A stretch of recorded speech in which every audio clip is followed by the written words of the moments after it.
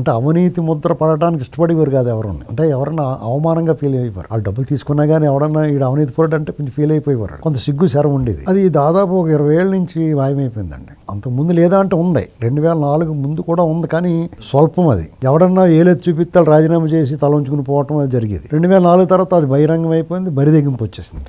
కాలం కూడా మారింది, మనుషులు కూడా, సమాజం కూడా అలాంటి మార్పు వచ్చింది. అంటే ఎవడు తినట్లేదు అనేటువంటి దాన్ని అలవాటు చేయడు రాజశేఖర రెడ్డి గారు. ఎలాగంటే రాబోయే రోజుల్లో తాను కానీ తన పార్టీ వాళ్ళు కానీ తన కుమారుడు కానీ వీళ్ళందరూ విపరీతమైన దోపిడీ చేస్తారు. దోపిడీ చేసినప్పుడు జనాలకి ఇది ఎంతగానో విచిత్రంగా కనపడకూడదు. ప్రత్యర్థులు వేలెత్తి చూపకుండా ఉండాలంటే ఏం చేయాలి, దాన్ని జనరలైజ్ చేసేయాలి. అంటే అది అలవాటు చేసేయాలి జనాలకి. అవునండి ఎవరు తింటలేదు అందరూ తింటున్నారండి, అలా జనరలైజ్ చేసేయాలి. అది వాళ్ళ ఉద్దేశం. అందులో 100% సక్సెస్ అయ్యాడు. కాబట్టి జగన్మోహన్ రెడ్డి ముఖ్యమంత్రి అయ్యాడు, 1,00,000 కోట్లు కొట్టేసినా కానీ. లేదంటే 10,000 లంచం తీసుకుంటే రామారావు గారి క్యాబినెట్ లో ఒక ఆయన ఉండేవాడు, రామచంద్ర గారు, ఆయన బర్తరఫ్ చేస్తారు మంత్రివర్గం నుంచి. అసలు అలాంటి ఇన్సిడెంట్లు ఎన్నో. చిన్న ఇన్సిడెంట్ అయితే రాజీనామా చేసేయటం, తలంచుని వెళ్ళిపోవడం, ఇలాంటి జరిగింది. అసలు ఇప్పుడు ఎవరిని లెక్క చేయట్లేదు.